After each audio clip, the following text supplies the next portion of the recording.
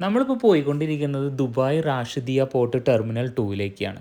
അവിടെ നിന്ന് ഇന്നത്തെ പരിപാടി എന്ന് പറയുന്നത് നമ്മൾ Dubai to Sir Bani Yas cruise trip 2 nights. പോർട്ടിൽ നമുക്ക് ഫ്രീ പാർക്കിംഗ് ഉണ്ട്. കാറ് നമ്മളവിടെ പാർക്ക് ചെയ്ത് നേരെ ചെക്ക് ഇൻ ചെയ്യാൻ അകത്തേക്ക് പോയി.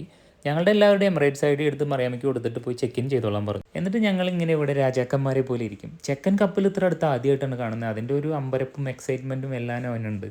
നാച്ചു ഏത് വൈബ് എന്ന് ചോദിച്ചപ്പോൾ ചെക്കൻ പറഞ്ഞ് കപ്പൽ വൈബ് ഇടാടാന്ന് പറഞ്ഞ്. റീൽസൊക്കെ കാണുന്നതിൻ്റെ ഗുണം നല്ലപോലെ അറിയാനുണ്ട്. ഇതാണ് നമ്മൾ പോകുന്ന ക്രൂയിസ്. ഇതിൻ്റെ പേര് വന്നിട്ട് റിസോർട്ട് 1 എന്നാണ്. എന്തായാലും ലുക്ക് കണ്ടിട്ട് കൊള്ളാം. ഇതാണ് നമ്മുടെ ബോർഡിംഗ് പാസ്. ഇതിൽ നമ്മുടെ പേര് പ്രിൻറ്റ് ചെയ്ത് ഇതേപോലെ ഒരു കാർഡ് കിട്ടും ചെക്ക് ഇൻ സമയത്ത്. ഇത് തന്നെയാണ് ക്രൂയിസിൻ്റെ ഉള്ളിൽ നമ്മുടെ ക്യാഷും. നമുക്ക് ഇത് ടാപ്പ് ചെയ്ത് എന്ത് വേണമെങ്കിലും പർച്ചേസ് ചെയ്യാം. ചെക്ക് ഔട്ട് സമയത്ത് നമുക്ക് ആ പേയ്മെൻറ്റ് നടത്തിയാൽ മതിയാവും. അങ്ങനെ നമുക്ക് ബോർഡിംഗ് പാസ് ഒക്കെ കിട്ടി നമ്മൾ നേരെ അകത്തോട്ട് കയറി റൂമിലോട്ട് പോവുകയാണ്. നമ്മുടെ റൂം കീയും ഈ കാർഡ് തന്നെയാണ്. ഓപ്പൺ ആക്കി ഇത്ര മനോഹരമായൊരു റൂമായിരിക്കും ഞാൻ ഒരിക്കലും വിചാരിച്ചില്ല. ഇതിൽ ഏറ്റവും സർപ്രൈസ് ആയപ്പോൾ ഇത് നാച്ചുവാണ്. ബങ്ക് ബെഡ് എന്ന് പറഞ്ഞ ആളുടെ ഒരു ഡ്രീമായിരുന്നു. അത് ഇങ്ങനെ വന്ന് കിട്ടുന്ന ഒരിക്കലും പ്രതീക്ഷിച്ചില്ല. നമ്മുടെ റൂം ഓഷ്യൻ വ്യൂ ആണ്. ഇതിൽ നോക്കിക്കഴിഞ്ഞ് കഴിഞ്ഞാൽ കടൽ കാണാൻ പറ്റും. നാച്ചു ആണെന്നുണ്ടെങ്കിൽ ബങ്ക് ബെഡിൽ കയറിയിട്ട് ഇറങ്ങൽ കയറൽ കിടക്കൽ ആൾക്ക് എന്തൊക്കെയാണ് ചെയ്യേണ്ടതെന്ന് ഒരു ഐഡിയ ഇല്ലാതിരിക്കുക ആൾ. നമ്മൾ റൂമിലേക്ക് ചെന്ന് കുറച്ച് കഴിഞ്ഞപ്പോൾ ഒരു അനൗൺസ്മെൻറ്റ് വന്നു എല്ലാവരും പുറത്തേക്ക് വരണമെന്ന്. അങ്ങനെ നമ്മളെല്ലാവരും പുറത്തേക്ക് ചെന്നു. അവിടെ ഇതേപോലെ ഫ്ലൈറ്റിലൊക്കെ കാണിക്കുന്ന പോലെ തന്നെ ഒരു എമർജൻസി സിറ്റുവേഷനിൽ എന്തെല്ലാം ചെയ്യണം എന്നുള്ളതിൻ്റെ ഒരു ഡെമോ അവിടെ കാണിക്കുന്നുണ്ട്. ആസ് യൂഷ്വൽ പകുതി മനസ്സിലായെങ്കിൽ എല്ലാം മനസ്സിലായി എന്ന് തലയാട്ടിക്കൊണ്ട് നമ്മൾ അവിടെ നിന്ന് ഇറങ്ങുന്നു. ഇനി ക്രൂയിസ് ഒന്ന് എക്സ്പ്ലോർ ചെയ്യാനുള്ള പരിപാടിയാണ്. 13 ഫ്ലോർ ഉണ്ട് ക്രൂയിസ് ടോട്ടൽ. നേരെ നമ്മൾ കയറി ചെന്നത് കുട്ടികൾക്കുള്ള ലൈവ് ഗെയിംസിൻ്റെ ഒരു പ്ലേസിലേക്കാണ്. അവിടെ ഇതേപോലെ ഒരുപാട് ഗെയിംസ് സ്നേക്ക് ആൻഡ് ലാഡർ അതുപോലെ ഇടയ്ക്ക് മൂവീസ് പ്ലേ ചെയ്യുന്നുണ്ട്. സോങ്സ് ഉണ്ട്. അവിടെ ആളുകൾ വന്നിട്ട് പാട്ട് പാടാം. നമുക്കിഷ്ടമുള്ള പാട്ട് പാടാം. നമുക്ക് എന്തെങ്കിലും ആക്ടിവിറ്റീസ് ചെയ്യണമെങ്കിൽ ചെയ്യാം. എല്ലാ പരിപാടികളും കൂടിയിട്ട് വളരെ ഗംഭീരമായൊരു സെറ്റപ്പ്. അടുത്ത സെക്ഷൻ എന്ന് പറയുന്നത് ഇതുപോലുള്ള ഗെയിമുകളുടെ വലിയൊരു ഏരിയ സെറ്റാക്കി വെച്ചേക്കാണ്. പക്ഷേ ഓരോ ഗെയിമിനും നമ്മൾ പേയ്മെൻറ്റ് കൊടുക്കണം. സൂക്ഷിച്ചില്ലെങ്കിൽ ഇറങ്ങുമ്പോൾ ചിലപ്പോൾ കപ്പൽ കഴുകി കൊടുക്കേണ്ട അവസ്ഥയിലേക്ക് എത്തും. അതുകൊണ്ട് ഞങ്ങൾ കുറച്ച് നേരം ഡൈനോസറുകളെയൊക്കെ കൊന്നിട്ട് അവിടെ ഇരിക്കാമെന്ന് വെച്ചു. അപ്പോഴേക്കും അറിയാമോ വന്നിട്ട് പറഞ്ഞു, സജിയേട്ടാ ഈ ഏരിയ അത്ര സേഫ് അല്ല, നമുക്ക് പുറത്തേക്ക് ഇറങ്ങാം, പേയ്മെൻറ്റ് നടത്തിക്കൊണ്ടേ ഇരിക്കേണ്ടി വരും എന്ന് പറഞ്ഞു. അങ്ങനെ ഞങ്ങൾ പുറത്തേക്ക് ഇറങ്ങി. അവിടെ നിന്ന് ഇറങ്ങുമ്പോൾ തന്നെ നമ്മൾ കാണുന്നത് കാസിനോ ആണ്. നമുക്ക് വലിയ താല്പര്യമില്ലാത്ത ഏരിയയാണ്. ജസ്റ്റ് ഒന്ന് കയറി കാണാമെന്ന് വെച്ചപ്പോൾ കുട്ടികൾക്ക് അങ്ങോട്ട് എൻട്രി ഇല്ലയെന്ന് പറഞ്ഞു. അങ്ങനെ നേരെ നമ്മൾ അടുത്ത സ്ഥലത്തേക്ക് പോയി. ഇതാണ് ഷിപ്പിൻ്റെ 13th ഫ്ലോർ. ഇതിൽ നമുക്ക് സ്വിമ്മിംഗ് പൂള് ബാർ എല്ലാ ആക്സസും ഇവിടെയുണ്ട്. ബാർ എന്ന് പറഞ്ഞാൽ ലിക്കർ നമുക്ക് എല്ലായിടത്തും കിട്ടും. പക്ഷേ നമ്മൾ ഇതിനോരോ പാക്കേജ് എടുക്കണം. ഒരാൾക്ക് 480 ദിറംസ് വരും. 2 days അൺലിമിറ്റഡ് ലിക്കർ കിട്ടാൻ. ഫുഡ് ഇതിനോടൊപ്പം ഫ്രീ ആണ്. നമുക്ക് എല്ലാ ഫ്ലോറിലും കിട്ടുന്ന പോലെ സെറ്റാക്കി വെച്ചേക്കാണ് ഇവർ. അന്ന് നമ്മൾ നേരത്തെ കിടന്നുറങ്ങി. പിറ്റേ ദിവസം ബ്രേക്ക്ഫാസ്റ്റിനാണ് പിന്നെ വന്നത്. ഇടിയപ്പം ഇഡ്ഡലി വെജിറ്റബിൾ ഉപ്പുമാവ് എന്ന് പറഞ്ഞിട്ടൊരു സെക്ഷൻ. അങ്ങനെ പിന്നെ ചൈനീസ് വേണ്ടവർക്ക് വേറെ ഫ്ലോറിൽ, അതല്ല വേറെ ടൈപ്പ് വേണ്ടവർക്ക് അവിടെ. അങ്ങനെ പലതരം സെക്ഷനുകളുണ്ട്. ഇതൊക്കെ എവിടെ നിന്നൊക്കെ എന്തൊക്കെ കഴിക്കണം എന്നാകെ കൺഫ്യൂഷനാണ്. അതുപോലെ തന്നെ നമുക്ക് കഴിക്കാൻ വേണ്ടിയിട്ട് ചെയ്തു വെച്ചേക്കുന്നത് ഇതേപോലത്തെ ഒരു സെറ്റപ്പാണ്. നല്ല ഭംഗിയുള്ളൊരു വ്യൂവും എല്ലാമായിട്ട് നമുക്ക് സ്വസ്ഥമായിട്ട് നല്ല റിലാക്സ് ചെയ്തിരുന്ന് കഴിക്കാം. ഇതിൻ്റെ മുകളിലാണ് ഹെലിപ്പാഡ്. ഹെലിപ്പാഡ് ഏരിയയിലേക്ക് പോയി കഴിഞ്ഞാൽ ഒരുപാട് ഫോട്ടോ സെക്ഷന് പറ്റിയ ഏരിയകളുണ്ട്. അതുപോലെ തന്നെ ബാസ്ക്കറ്റ് ബോൾ അങ്ങനെയുള്ള കുറച്ച് ഗെയിമുകളും സെറ്റാക്കി. സ്വിമ്മിംഗ് പൂളിൽ ഇറങ്ങണം എന്നുള്ളൊരു പ്ലാൻ ഉണ്ടായിരുന്നു. ഞങ്ങളവിടെ ചെന്ന് കഴിഞ്ഞപ്പോൾ സ്വിമ്മിംഗ് പൂളിൽ നിറയെ ആളുകളാണ്. അതുകൊണ്ട് തന്നെ നമ്മളവിടെ നിന്ന് ഈ കാഴ്ചകൾ ഇങ്ങനെ കണ്ടുകൊണ്ടിരുന്നു. ഇനി കുറച്ച് നേരം നമുക്ക് പുറത്ത് പോയി ഓപ്പൺ ഏരിയയിൽ നിന്ന് കടൽ കാണാമെന്നുള്ളൊരു പ്ലാനുമായിട്ട് നമ്മൾ നടന്നു. പോകുന്ന വഴിയൊക്കെ നല്ല ഭംഗിയായിട്ട് ഒരു ലൈറ്റൊക്കെ ഇട്ട് ഭംഗിയാക്കി ചെയ്തു വെച്ചിട്ടുണ്ട്. ഈ ഒരു ഏരിയയിൽ രാവിലെ തന്നെ വ്യൂ കാണാൻ വേണ്ടിയിട്ട് ഒരുപാട് ആൾക്കാരൊക്കെ ഉണ്ടാവുമെന്ന് ഞാൻ വിചാരിച്ചിരുന്നു. പക്ഷേ ഒരു മനുഷ്യരും ഇല്ല, ഞങ്ങൾ മാത്രമേ ഉള്ളൂ. നാച്ചു ഭയങ്കര എക്സൈറ്റഡ് ആണ്. അവനോട് ഹൈഡ് ആൻഡ് സീക്ക് കളിക്കണം എന്നൊക്കെ പറഞ്ഞിട്ട് ഓടി നടക്കുന്നുണ്ട്.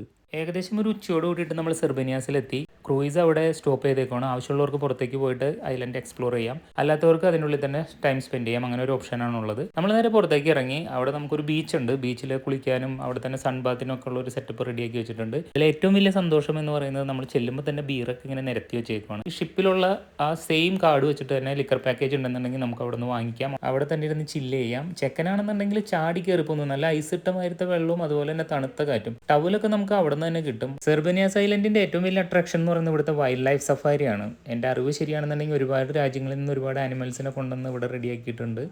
അതിനുള്ള വണ്ടികളും കാര്യങ്ങളൊക്കെ ഇവിടെ റെഡിയാക്കി നിർത്തിയിട്ടുണ്ട്. അത്യാവശ്യം എക്സ്പെൻസീവ് ആണെന്ന് തോന്നുന്നു. ബീച്ചിൽ അത്യാവശ്യം നല്ല ഫോട്ടോ ഒക്കെ എടുക്കാനുള്ള ഫ്രെയിമൊക്കെ സെറ്റാക്കി വെച്ചിട്ടുണ്ട്. മറിയാമ്മയും നാച്ചും കൂടി അവിടെ ഇരുന്ന് ഊഞ്ഞാലാടിക്കൊണ്ടിരിക്കുകയാണ്. ഉച്ചയ്ക്ക് 12 മണിക്ക് അവിടെ എത്തിക്കഴിഞ്ഞാൽ പിന്നെ വൈകിട്ട് ഒരു 6 മണി കഴിയുമ്പോഴേക്കും ഷിപ്പ് അവിടെ നിന്ന് വീണ്ടും എടുക്കും. അങ്ങനെ നമ്മൾ നേരെ ഷിപ്പിലോട്ട് കയറി കുറച്ച് നേരം റൂമിൽ റെസ്റ്റ് എടുത്തു. അതിനുശേഷം കുറച്ച് ഫുഡൊക്കെ അടിച്ച് നേരെ ക്രൂയിസിലെ തിയേറ്ററിലേക്ക് വന്നു. അവിടെ ഒരുപാട് ഷോസ് ഒക്കെ നടക്കുന്നുണ്ട് പല പല ടൈമിലായിട്ട്. ഇനി കുറച്ച് നേരം ക്രൂയിസിലെ കലാകാരന്മാരുടെ കലാപരിപാടികളാണെന്ന് കണ്ടു.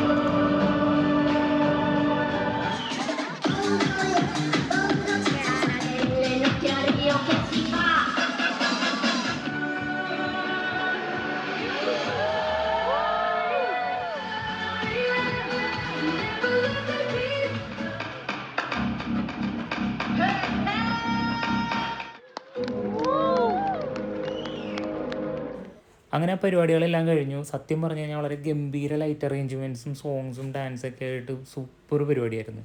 അങ്ങനെ അതെല്ലാം കഴിഞ്ഞ് നമ്മൾ 13th ഫ്ലോറിലേക്ക് എത്തി. അവിടെ ചെന്നപ്പോഴാണ് ഇജാതി അംഗം.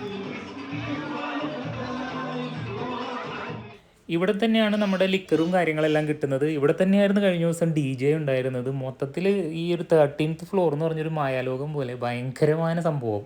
ഈ ഒരു ദിവസമാണെങ്കിൽ ഭയങ്കര തണുത്ത ക്ലൈമറ്റും നല്ല തണുത്ത കാറ്റും. അതുകൊണ്ട് അധികം നേരം നാച്ചുവിനെ പുറത്തിരുത്തണ്ടെന്ന് കരുതി ഞങ്ങൾ നേരെ അകത്തോട്ട് പോയി. പട പേടിച്ച് പന്തളത്തിൽ നിന്നപ്പോൾ അവിടെ പന്തം കൊളുത്തിപ്പട എന്ന് പറഞ്ഞൊരു അവസ്ഥയിലേക്കാണ് നമ്മൾ ചെന്ന് കയറുന്നത്. ഇവിടെയാണെന്നുണ്ടെങ്കിൽ ഹോളിവുഡ് തീമിൽ ഫുള്ള് ലൈവ് സോങ്ങും DJ ഒക്കെ ആയിട്ട് വൻ പൊളി.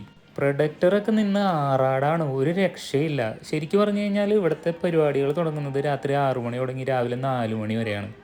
അത്ര നേരം നമ്മൾ ഫുഡൊക്കെ അടിച്ച് നല്ല ഉറങ്ങി സെറ്റായിട്ടിരിക്കുക. രാത്രി ഫുള്ള് ഉറക്കമില്ലാത്ത രാത്രികളായിരിക്കും.